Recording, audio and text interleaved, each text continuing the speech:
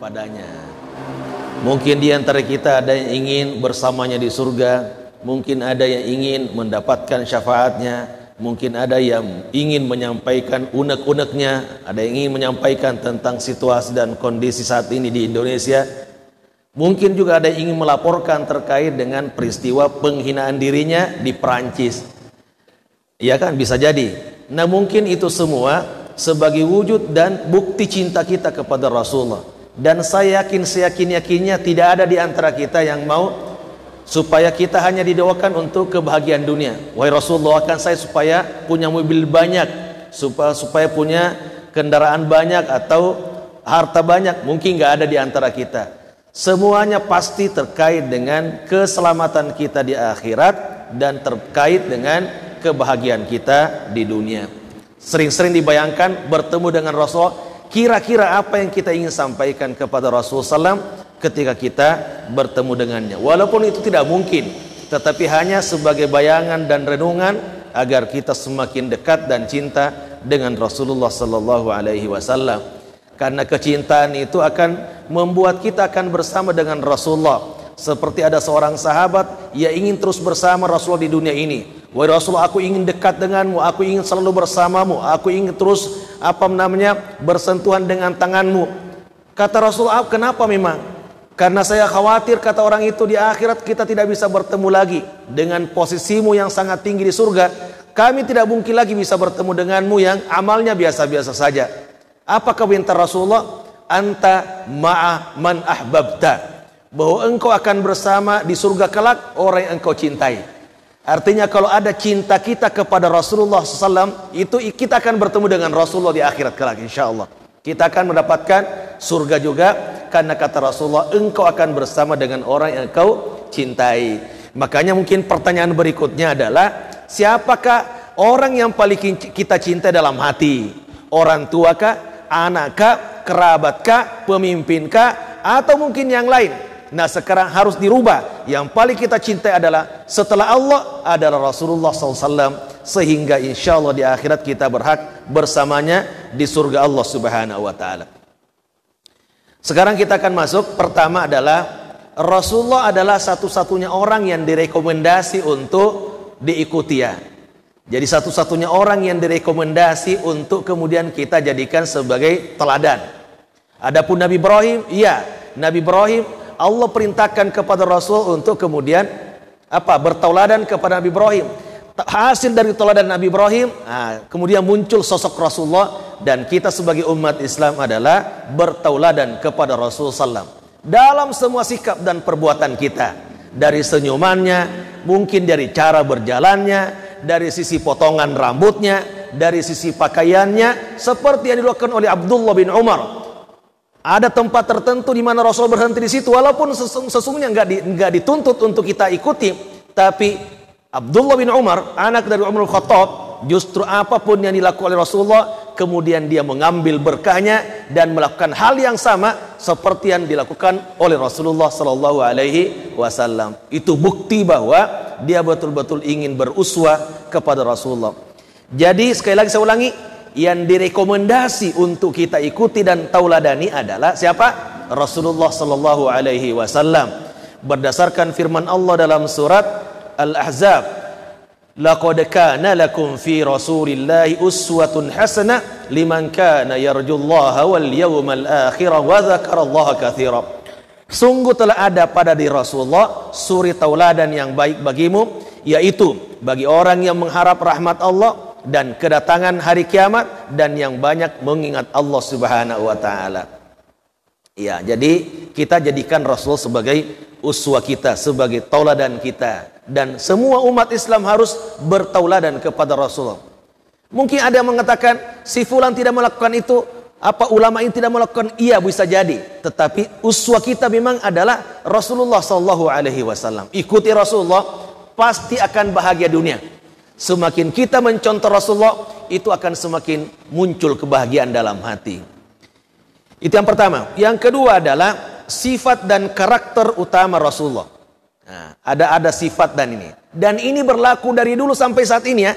Maka disebut dengan era milenial, era digital, era modern, tetap tidak berubah. Mungkin bahasanya yang berubah, tetapi substansinya tidak berubah. Nah, ada dua. Yang pertama adalah sifat utama sebelum dilantik menjadi nabi. Nah, ini sifat utamanya ada, yaitu al-amin. Nah, orang terpercaya, orang yang paling amanah, namanya al-amin. Itulah karakter utama Rasulullah sebelum dilantik menjadi nabi. Dan itu diakui oleh semua bangsa Arab. Mendengar kata Muhammad berarti yang terbetik dalam pikirannya, dia adalah orang baik, dia adalah orang suci, dia adalah orang yang amanah, dia adalah orang yang terpercaya. Dari mana buktinya? Satu, ketika mengembala kambing, kambingnya nggak hilang, nambah terus. Kalau kita ngembala kambing kan pemiliknya jauh, ya, mungkin hilang satu-satu gitu ya. Rasulullah sepanjang dia mengembala kambing, kambing terus berkembang biak dan tumbuh subur dan semakin banyak, sehingga pemilik kambing itu sangat percaya, inilah orang yang sangat terpercaya. Nah, nggak ada namanya mengambil susu kambing kemudian tanpa izin. Semuanya dilakukan dengan penuh tanggung jawab dan sangat amanah. Itu satu.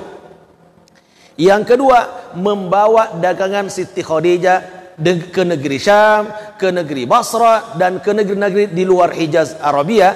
Itu kemudian untung besar. Setiap kali pulang berdagang, yang lainnya bisa jadi rugi. Rasulullah satu-satunya yang tidak pernah rugi. Padahal dalam penjualannya itu terkadang ada diskonnya. Mungkin bahasa sekarang ya, ada diskonnya. Lihat ini orang miskin. Orang miskin kelihatannya dikasih harga sesuai dengan harga, beli saja. Tapi kalau ada orang-orang hebat, bisa jadi kemudian ditambah. Ada subsidi silang. Makanya Rasulullah tidak pernah buntung. Selalu untung dalam perdagangannya. Nah, hebat kan?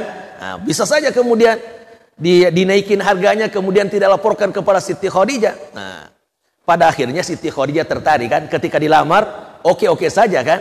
Iya. Siti Khadijah itu janda cantik. Jangan dikira Siti Khadijah tidak cantik. Banyak yang melamar, semuanya ditolak. Ditolak. Dia orang terkemuka, dia orang termulia, dia adalah wanita yang sangat cantik jelita. Orang banyak melamarnya, gak ada yang diterima. Ketika Rasulullah SAW pegawainya melamarnya, welcome dia, selamat datang wahai Muhammad. Ini orang terjujur nih. Dagangan saya saja itu kemudian dipelihara, apalagi saya. Lebih dipelihara lagi.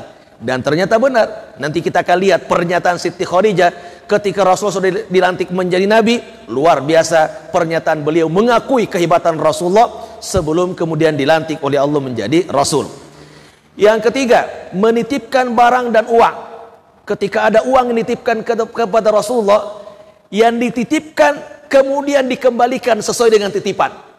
Kalau seandainya sekarang ada uang 1 juta seumpama pecahan 10.000, Muhammad, saya titipkan uang saya ya kepada Anda 1 juta pecahan 10.000. Kemudian nanti satu waktu diminta dikembalikan uang itu, titipan itu, Rasulullah menyerahkan seutuhnya dan tidak ada yang berubah, tetap pecahan 10.000 jumlahnya 1 juta.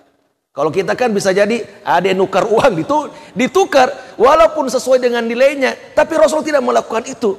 Begitu amanahnya dan jujurnya Rasulullah Shallallahu Alaihi Wasallam.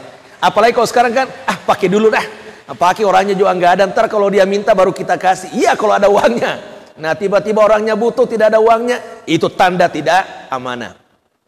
Terakhir banyak tapi saya kemukakan 4 contoh saja. Peletakan kembali Hajar Aswad. Karena Muhammad adalah orang terpercaya, setiap ucapannya selalu didengar. Karena waktu itu hampir berperang antar suku, antar kabilah. Karena Hajar Aswad itu bergeser dari tempatnya semula karena ada banjir bandang, ada banjir. Kemudian bergeser dari tempat semula. Nah, ketika akan dikembalikan ke tempatnya, itu kemudian suku dan kabilah Arab bertikai, saya yang paling berhak, karena saya adalah suku paling mulia, saya yang paling berhak karena saya adalah kabilah yang paling mulia. Hampir saja terjadi peperangan, tetapi dengan hebatnya Rasulullah mengusulkan, begini usul saya, wahai para pemimpin kabilah, saya mengusulkan supaya yang berhak meletakkan Hajar Aswad adalah yang pertama kali besok subuh masuk ke Masjidil Haram. Nah, itu. Dan semua kepala kabilah sepakat. Oke, kita setuju. Nah, itu yang paling baik, usulan yang paling baik. Ternyata keesokan harinya yang pertama kali masuk ke Masjid Haram ketika subuh hari siapa? Muhammad sallallahu alaihi wasallam. Ini umur 25 tahun ya, belum jadi nabi.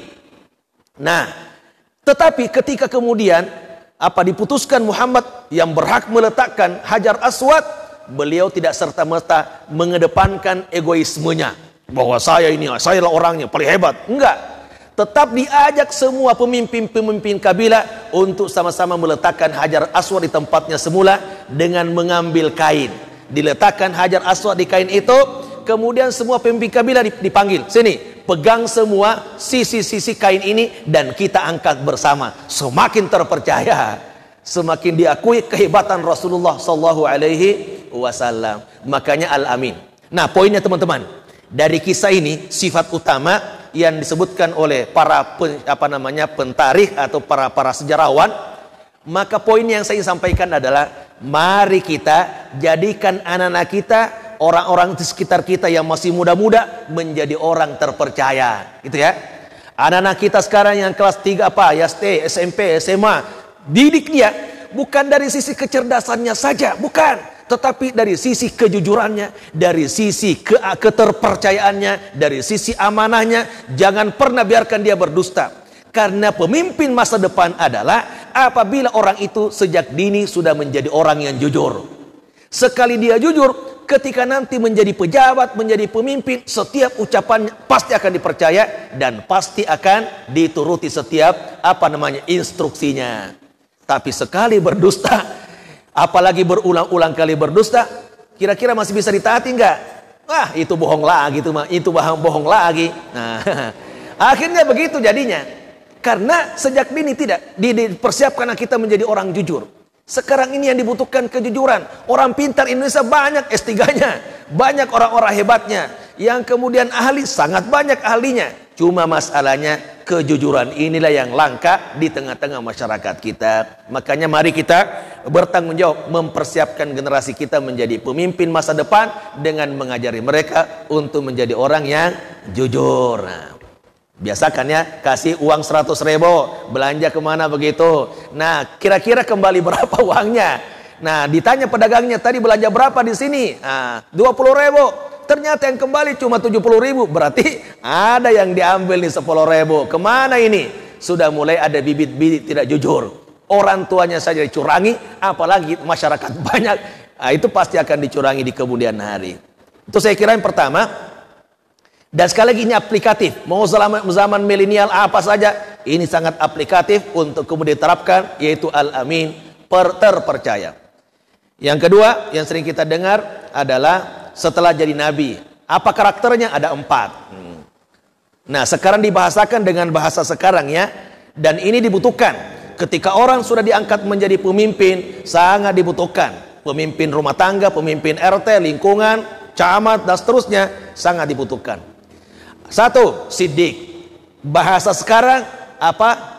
Integritas. Nah, itu bahasa kerennya sekarang. Nah, dan itu berlaku di kantor-kantor. Integritas seseorang itu dipertanyakan ketika menjabat sebuah jabatan. Apa itu integritas? Menyatunya antara ucapan dan perbuatan, antara hati dengan fisik, antara sikap dengan niat, atau antara niat dengan sikap. Niatnya sama dengan sikapnya, ucapannya sama dengan perbuatannya, hatinya sama dengan fisiknya. Nah, itu baru. Nggak ada bohong-bohongan. Tapi kan dia politisi nggak boleh dusta. Nah, politisi itu adalah mengucapkan kebenaran walaupun nanti interpretasinya beda-beda. Itu bisa. Tetapi kalau sudah nyata bukti begini, tetapi kemudian diumumkan lain, nah itu bohong namanya. Contohnya begini, ketika Abu Bakar ditanya, ini siapa yang bersama Rasul Anda? Apanya Rasul SAW? Saya adalah istilahnya Abu Bakar itu ada istilahnya yang kemudian itu tidak berbohong, tetapi dia benar-benar multi interpretasi gitu ya, multi interpretasi. Jadi saya kira ini penting karena terkadang yang diucapkan itu tidak sesuai dengan perbuatannya tidak sesuai dengan ucapannya, apa yang diucapkan beda dengan perbuatannya. Yang kedua, ada namanya amanah. Nah, kalau bahasa sekarang adalah akuntabel. Nah, bahasa sekarang, bahasa kerennya itu adalah akuntabel. Nah, ini juga penuh tanggung jawab, ikhlas dalam bekerja, semangat dalam melayani. Mungkin itu contoh-contohnya, dan ini sangat dibutuhkan saat ini. Nah, amanah, penuh tanggung jawab, dikasih pekerjaan bukan melihat dari sisi jabatannya, tetapi tanggung jawab di balik jabatan itu. Nah, kalau itu kemudian kita renungkan, insya Allah ya negara akan selamat, kalau lingkungan akan selamat, dan kita semua akan selamat. Amanah atau bahasanya adalah akuntabel. Yang keempat, tiga, fatona, kapabilitas, kemampuan. Apa saja? Ada 6, ada 4 ya. Fatona itu memiliki intelijensi yang baik, cerdas. Nah, itu bagus. Yang kedua, memiliki kemampuan berpikir strategis. Jadi bukan membahas masalah-masalah yang kecil, membahas masalah yang remeh-temeh, tetapi membahas bagaimana memajukan bangsa, bagaimana memajukan perusahaan, dan seterusnya. Yang ketiga, berpikir cepat. Yang terakhir, membuat keputusan segera saat genting. Nah, itu dia. Itu namanya orang cerdas. Nah, dan ketika mengambil keputusan, mungkin saja salah, tapi kesalahan itu tidak terlalu besar. Mungkin 10%, 20%, karena memang dia adalah orang cerdas. Nah, itu keputusannya insya Allah pasti kemudian lebih banyak benarnya daripada salahnya. Nah, mungkin kita bisa lihat di masalah COVID ya. Di awal-awal, waduh, kayaknya bingung begitu ya.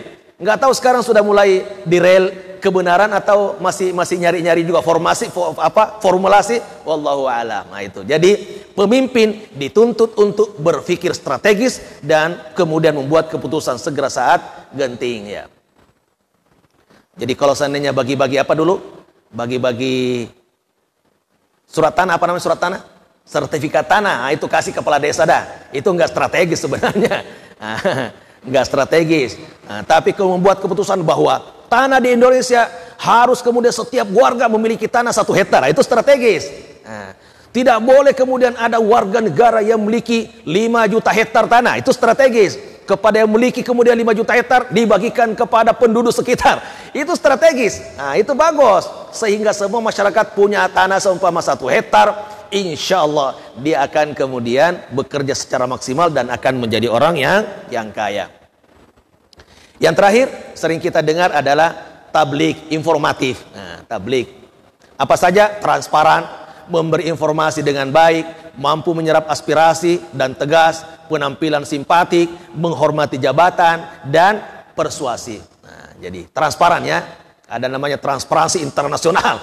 Nah, itu kan karena memang kita ini yang keluar ke publik terkadang beda dengan yang digodok di dalam ya. Buktinya apa? Cilaka itu kan yang disahkan beda dengan yang muncul di publik. Nah, halamannya berbeda-beda, dari 1000 sekian berubah menjadi 900 halaman, tiba-tiba berubah menjadi 800 sekian halaman. Yang benar yang mana? Wallahu a'lam. Nah, itu jadi akhirnya masyarakat menjadi curiga. Ketika beri informasi juga harus dengan baik, bahasa yang santun, mampu menyerap aspirasi, dan itu ternyata sangat dibutuhkan karena ini adalah milik bersama, maka harus dibahas secara bersama-sama. Penampilan simpatik, menghormati jabatan. Teman-teman nanti kalau seandainya menjabat sebagai direktur di Denso, itu nggak boleh lagi pakaian biasa-biasa saja. Bukan berarti orangnya tidak tawadu, enggak. Menghormati jabatan. Nah, seperti Abu Bakar radhiyallahu anhu ketika menjabat sebagai khalifah, berubah pakaiannya karena dia adalah posisinya sebagai khalifah. Imam Madinah, Imam Mekah, itu kemudian biasanya pakaian putih-putih. Begitu menjabat sebagai imam Masjid Haram, harus ada renda-renda itu yang sorbannya itu khusus dia. Itu menghormati jabatan namanya. Persuasif. Saya kira hafal ya. Sebelum jadi nabi apa sifatnya? Al-Amin. Setelah dilantik menjadi nabi berkembang menjadi 4. Satu adalah apa tadi? Yang pertama Siddiq. Nah, yang kedua amanah. Yang ketiga fatona. Yang keempat adalah tablik. Disesuaikan dengan bahasa-bahasa masa kini, insya Allah itu akan diterima dengan baik. Nah, sekarang rinciannya terkait dengan muamalah, interaksi Rasulullah dengan berbagai kalangan. Ini tidak terkait dengan ibadah mahdhah ya. Saya tidak akan ungkapkan karena enggak diragukan lagi. Rasulullah itu adalah orang yang serba hebat semuanya. Perhatikan, Dalam kisah Rasulullah kalau berbicara tentang hubungan suami istri, hubungan rumah tangga, bagaimana hubungannya dia dengan anaknya, dengan keluarganya, seolah-olah Rasulullah sepanjang hidupnya itu hanya mengurusi keluarga, ya kan? Ada 11 istrinya, kemudian ditinggali ada 11 orang, 9 orang. Seolah-olah seluruh hidupnya hanya untuk keluarga saja. Karena lihat hadis-hadisnya, keluarga banyak banget kan? Berarti sepanjang hayatnya itu kemudian mengurusi keluarga. Ternyata tidak. Kalau lihat dalam peperangan, perang setelah perang Badar itu masih ada sekitar 80 peperangan. Yang diikuti Rasulullah hanya 28. Berarti seolah-olah Rasulullah hanya perang.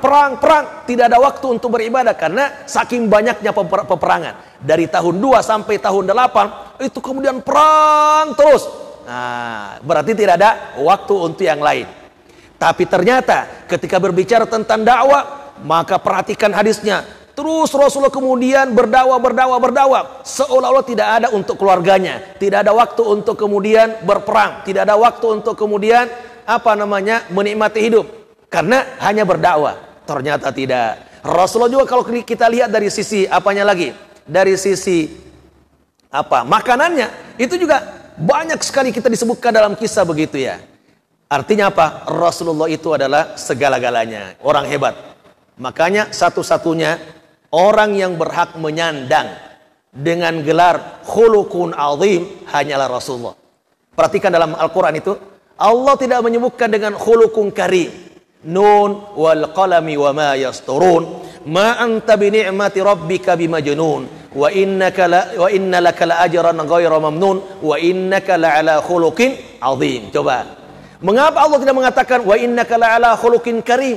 Itu agak rendah. Tapi khuluqun azim itu paling tinggi, adalah akhlak segala-galanya. Nah, itu namanya khuluqun azim. Maka diterjemahkan dengan akhlak yang paling agung. Adapun kita hanya di bawah khuluqun karim. Karimnya pun itu masih minus-minus. Bukan khuluqun karim plus-plus, tapi minus-minus begitu ya. Nah, kita lihat contoh-contoh terkait dengan interaksi Rasulullah dengan berbagai kalangan. Keluarganya dulu. Inilah pernyataan Siti Khadijah terkait dengan kebaikan Rasul di dalam rumah tangganya dan di luar rumah tangganya. Ketika itu baru saja Rasul menerima wahyu pertama, surat Al-Alaq di Gua Hira. Karena di sana Rasulullah kemudian dipeluk dengan pelukan yang sangat erat, didekap dengan dekapan yang sangat kuat. Maka Rasul sangat mengkhawatirkan dirinya. Saya ini adalah orang yang dibenci. Saya ini adalah orang yang dimurkai. Makanya setelah menerima wahyu pertama, dia segera kembali kepada keluarganya. Dan bertemu dengan Siti Khadijah. Dia mengatakan, Zammiluni. Wahai istriku, selimuti aku. Aku gemetaran, aku takut. Baru saja ada orang yang mendekap saya dengan dekapan yang sangat kuat. Apa komentar istrinya? Kalla, karena dia mengatakan, saya khawatir saya kemudian dihinakan, dibenci, dimurkai oleh Allah. Maka kata sang istri, kalla, wallahi la yuhzikallahu abadan, innaka latasilur rahim. Demi Allah, wahai Muhammad, wahai suamiku, Allah tidak akan membinasakan kamu selama-lamanya. Allah tidak akan menghinakan kamu selama-lamanya. Mengapa? Ada 5 alasannya. 1, innaka latasilur rahim. Sesungguhnya engkau adalah orang yang suka menyambung silaturahim, menyambung persaudaraan. Engkau adalah orang yang dicintai tengah-tengah masyarakat. Engkau adalah orang yang tidak memutuskan silaturahim antara satu dengan yang lainnya. Itu 1. Yang kedua, wa tahmilul kal. Dan engkau adalah orang yang suka membantu orang lain, orang yang sengsara, orang yang kekurangan. Kamu tidak peduli itu keluar dekat, bukan keluar dekat, kamu bantu dia. Yang ketiga, wa taksibul ma'dum. Dan engkau kemudian mengusahakan barang keperluan bagi orang yang tidak punya, atau mungkin barangnya belum ada, engkau kemudian usahakan untuk kemudian hadirkan dan datangkan. Itu jadi engkau adalah orang yang berbuat baik kepada orang lain. Yang ketiga, wa taqrid dhaif. Engkau adalah orang yang suka memuliakan tamu. Yang terakhir, wa tu'inu ala nawaibil haq. Engkau adalah orang yang suka menolong orang yang kesusahan karena menegakkan kebenaran. Jadi kalau ada orang yang dikucilkan, kemudian dia butuh pertolongan, engkau datang memberi pertolongan kepadamu. Ini semua adalah perbuatan baik yang dilakukan oleh Rasulullah SAW, sehingga Siti Khadijah berkesimpulan, padahal baru saja ini dilantik menjadi nabi itu, dan Siti Khadijah belum tahu. Nah, tetapi kemudian sudah punya kesimpulan bahwa Allah tidak akan menghinakan kamu selama-lamanya karena engkau ini adalah orang yang memiliki 5 sifat. Kita pindah. Nah, 5 itu ya, jangan lupa. Nanti kalau mau dibaca itu adanya di surat Al-Alaq. Penjelasannya surat Al-Alaq di dalam tafsir Ibnu Katsir. Yang kedua, Nabi ketika salat bersama cucunya. Bagaimana kalau Rasulullah lagi salat dan ada cucunya? Disebutkan an Abi Qatadah Al-Ansari qala ra'aitu an-nabiyya sallallahu alaihi wasallam ya ummun nas wa Umamah bintu Abil As wa hiya ibnatu Zainab binti Nabi sallallahu alaihi wasallam ala atiqi fa idza raka'a wada'aha wa idza rafa'a binas sujudi a'adaha.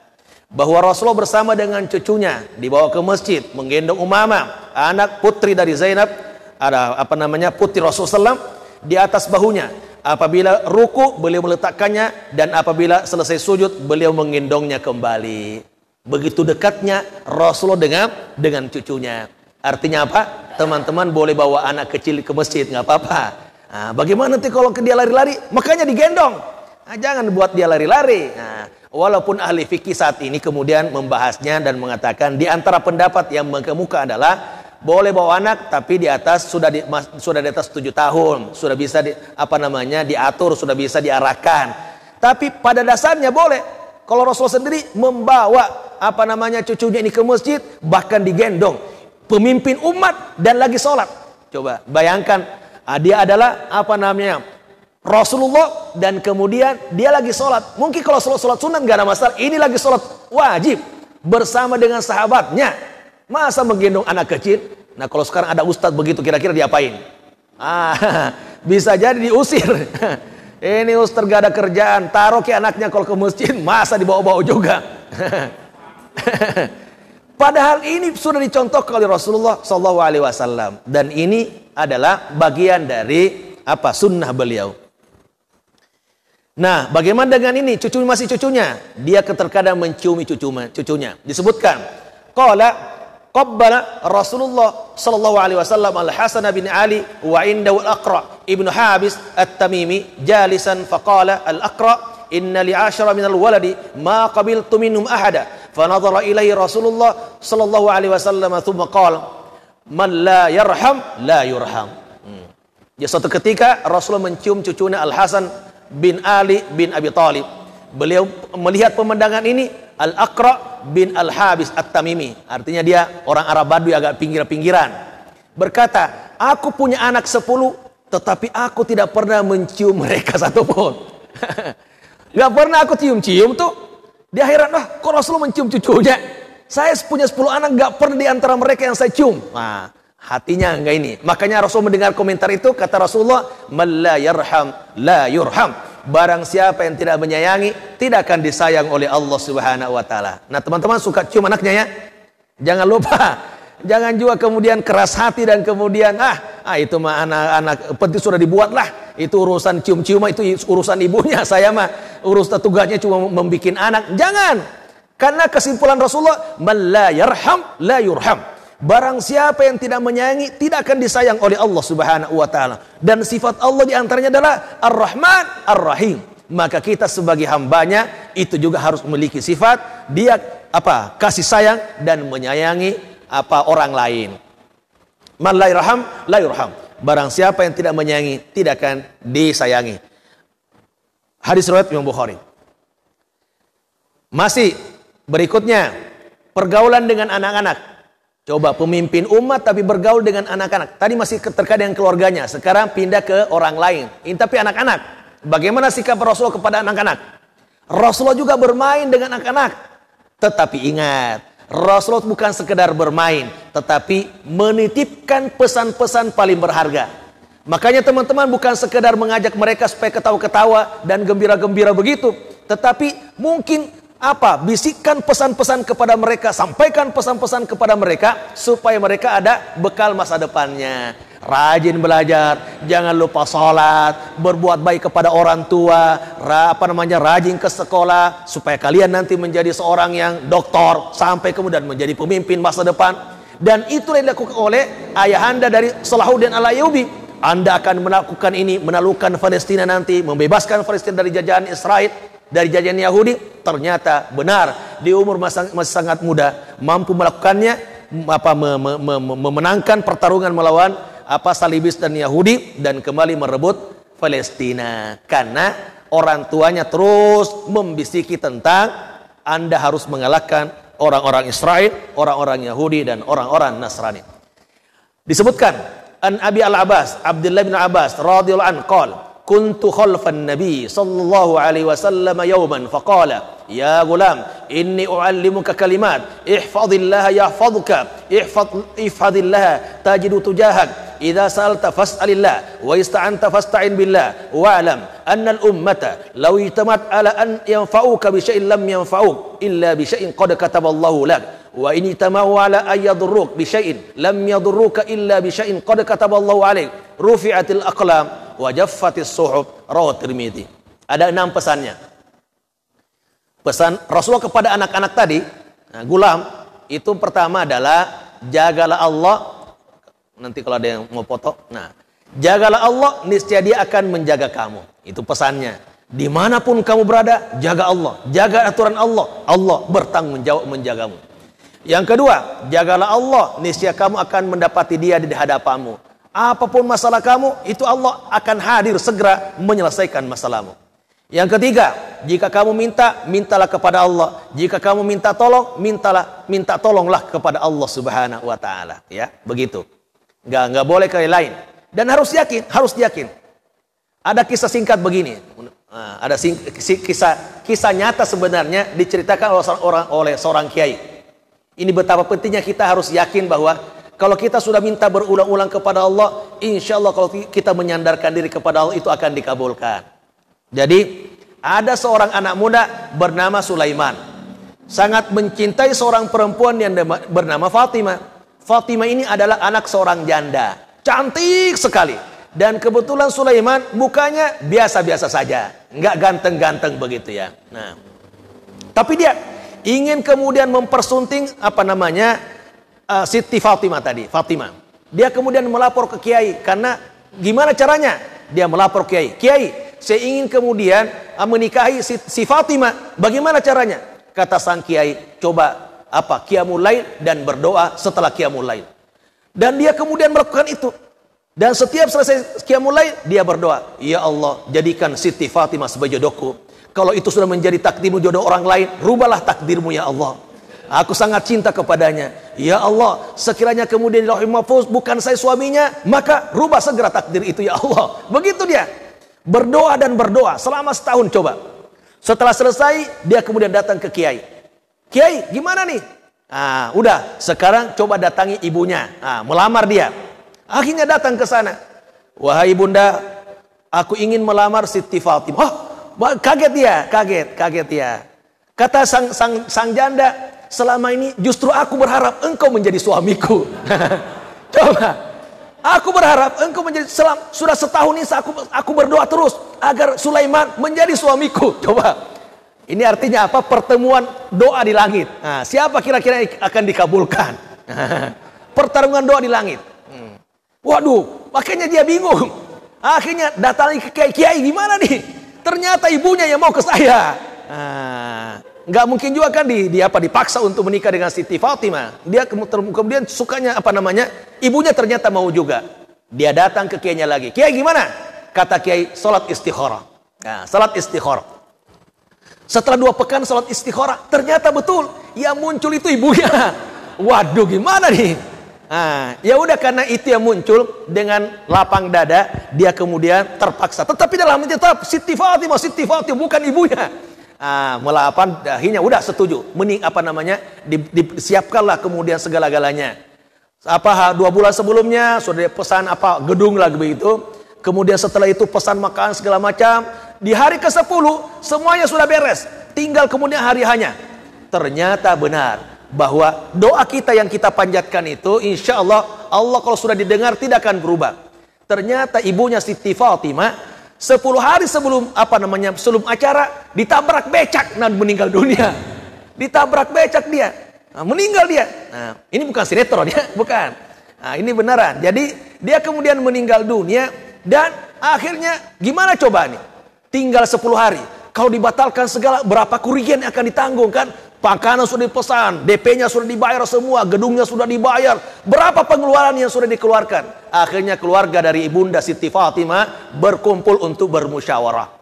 Nah, disitulah kemudian memajukan usulan-usulan, akhirnya disepakati. Daripada kemudian sia-sia uang yang sudah dikeluarkan, udah suruh aja Sulaiman menikah dengan Siti Fatimah. Ternyata Sulaiman memang harapannya itu bisa menikah dengan Siti Fatimah. Dia sangat girang. Akhirnya semakin yakin bahwa kalau kita sudah minta kepada Allah, apalagi lakukan setelah qiyamul lail, maka insya Allah itu akan terpenuhi. Bisa dicoba teman-teman. Boleh dicoba, silakan.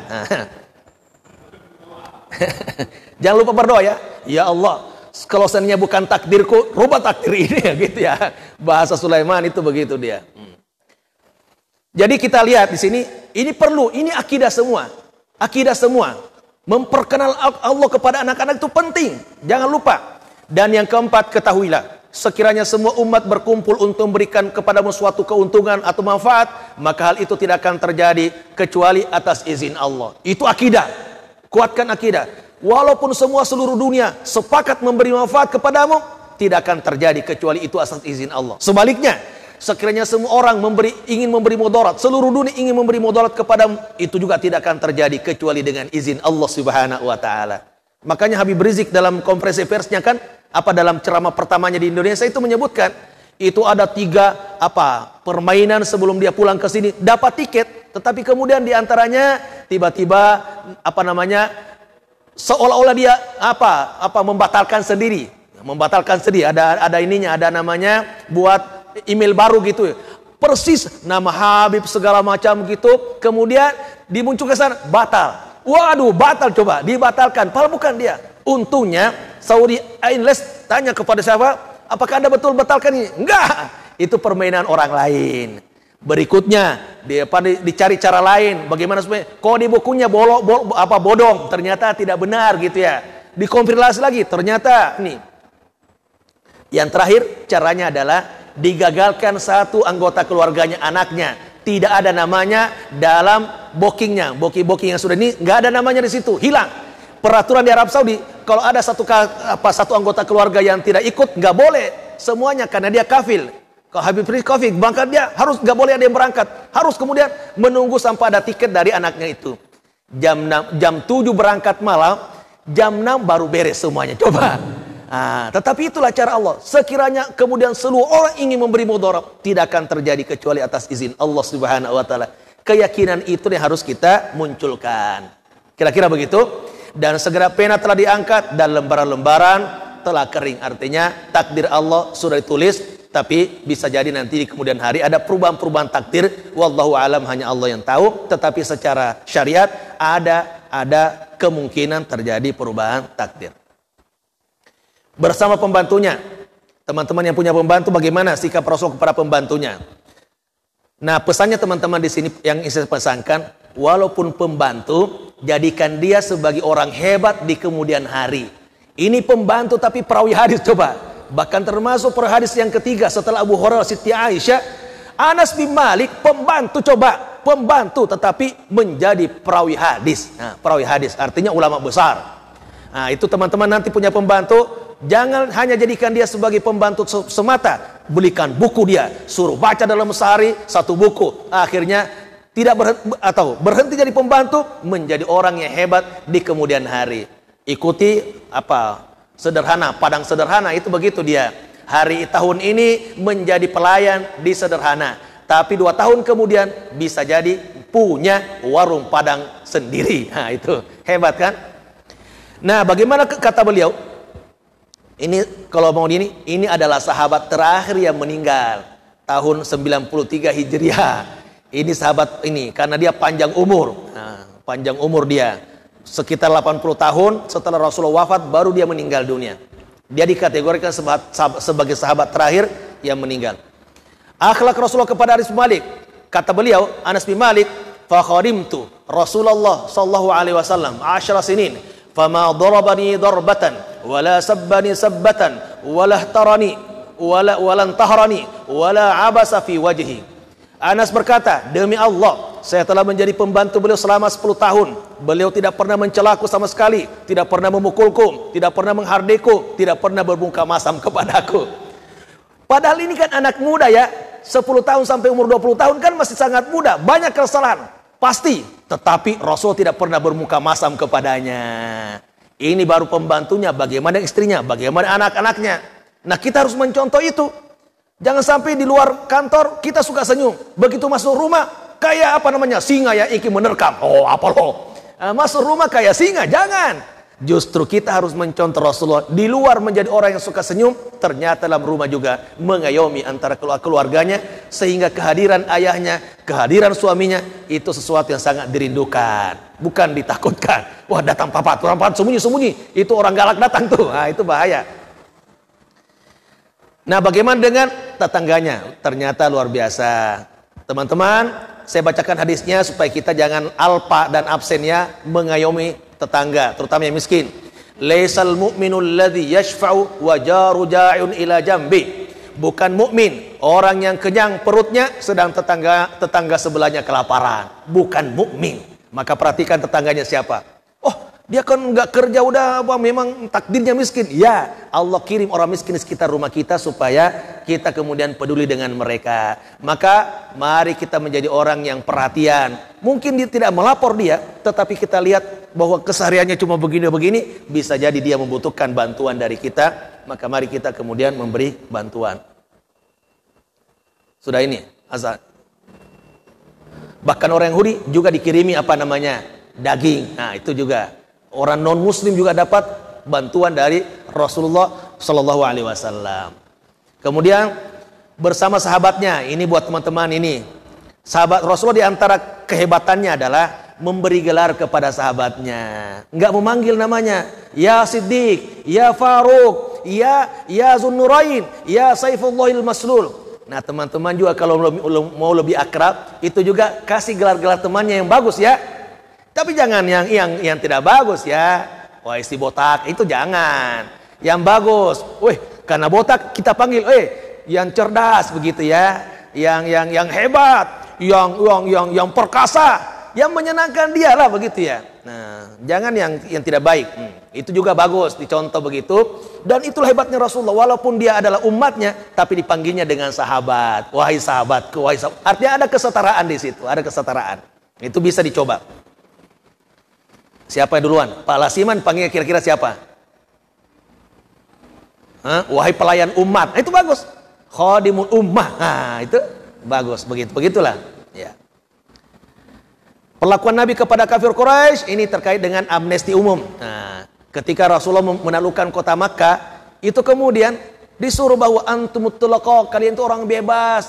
Kami tidak datang ke sini untuk balas dendam. Kami tidak ingin kemudian memukul kalian.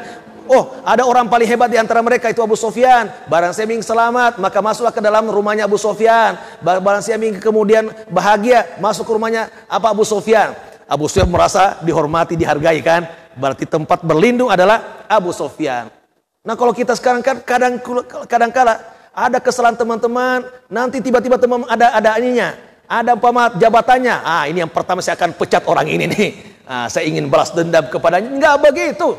Itu bukan akhlak Rasulullah SAW. Siapa tahu nanti teman-teman ya, ada jadi pejabat tinggi, tiba-tiba dulu temannya pernah sakiti kita, kemudian ketika menjabat tiba-tiba daftar pertama yang saya akan pecat adalah si fulan. Karena dia pernah menzalimi saya dulu waktu masih sesama karyawan. Itu jangan.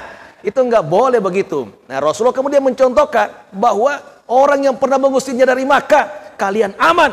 Tidak ada satupun yang saya akan sakiti. Coba. Terakhir, karena sudah waktu ini, bersama sahabat Badui. Nah, yang kencing di masjid. Yang kencing. Nah ini semua kan terkait dengan muamalah di antara kita. Mungkin ada yang tidur, jangan digertak, jangan jangan ditendang-tendang begitu. Diumum kasih boleh. Bangun-bangun sudah jam kerja, itu wajar. Tapi kemudian dihardik di masjid masih tidur juga, jangan. Rasulullah telah mencontohkan ada orang Badui, orang pedalaman begitu datang ke masjid, bukannya sholat, kencing di masjid coba. Kencing. Para sahabat kemudian sudah mau ya menamparnya, ada yang ingin memukulnya, ada yang ingin kemudian menghardiknya. Tapi kata Rasul, jangan.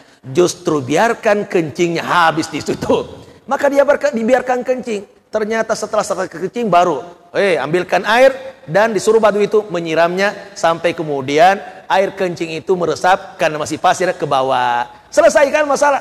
Daripada dilarang kemudian lari kencing di mana-mana.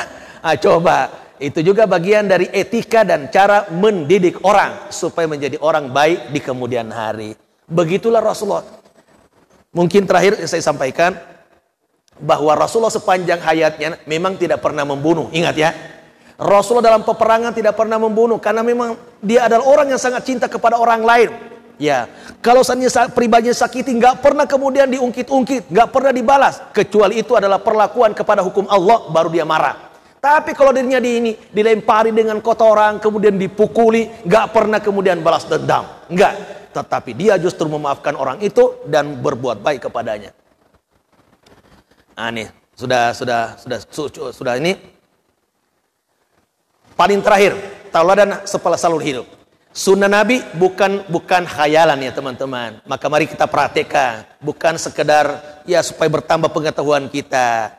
Nah sekarang ini masalahnya adalah kalau orang dahulu itu kemudian sarananya kurang, tetapi iman dan komitmennya kuat, semangatnya bagus.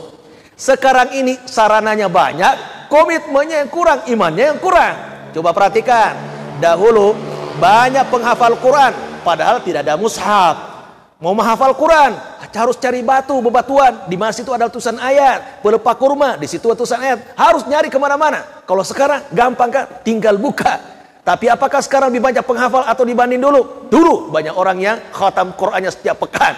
Padahal harus nyari-nyari ke bebatuan. Coba. Nah itu semangat mereka kuat walaupun suaranya kurang. Pengeras suara dulu nggak ada namanya pengeras suara mikrofonnya. Itu nggak ada dulu. Tetapi orangnya 15 kilo harus jalan kaki ke masjid, selalu ada di Masjid Nabawi. Sehingga ingin pindah ke dekat masjid, kata Rasul, jangan. Pahala kamu akan bertambah kalau tetap masih tinggal di tempatmu sekarang. Nggak ada pengeras suara, tapi Masjid Nabawi selalu penuh dengan jamaah. Mengapa? Karena semangatnya dan imannya kuat, walaupun sarannya sangat kurang. Alarm, ada nggak alarm dulu? Nggak ada. Jam 3 bangun qiyamul lail, nggak ada gitu-gituan. Sekarang alhamdulillah setiap handphone pasti ada alarmnya. Tapi ketika kemudian dipasang jam 3 bangun untuk matiin doang. Jadi semangatnya yang kurang. Bukan masalah ini. Kan sekarang milenial, iya sama saja. Mau milenial mau apa, sunnah ini harus dilakukan. Buku agama sama. Ada seorang ulama besar dulu, itu gara-garanya cuma apa? Ulama ini cuma setiap sore datang ke toko buku. Ketika ingin pulang penjaga tokonya, pemilik tokonya, kata dia, jangan tutup tokonya, tapi biarkan aku di dalam dengan menyalakan lilin dan baca buku. Coba, dia nggak punya uang untuk beli buku, makanya dia kemudian bekerja sama dengan pemilik toko, dibiarkan dia ke dalam toko di situ sepanjang malam, dan keesokan harinya, ketika pemilik tokonya sudah datang, dia keluar dan setelah baca semalam suntuk begitu, jadi ulama besar. Begitu. Sekarang apa? Tinggal download. Dapat buku, baca. Nah, tetapi sekarang kenapa jadi susah jadi ulama ya? Terakhir, tempat ibadah di mana-mana ada, tetapi itu tadi nggak perlu jauh-jauh, nggak perlu 10 kilo, 20 kilo, di mana-mana ada azan berkumandang. Cuma memang semangat kita yang kurang. Untuk itu, maka mari kita bangkitkan semangat kita untuk mengikuti Rasulullah SAW. Karena waktunya sudah lewat. Wabillahi taufiq wal hidayah. Wassalamualaikum warahmatullahi wabarakatuh.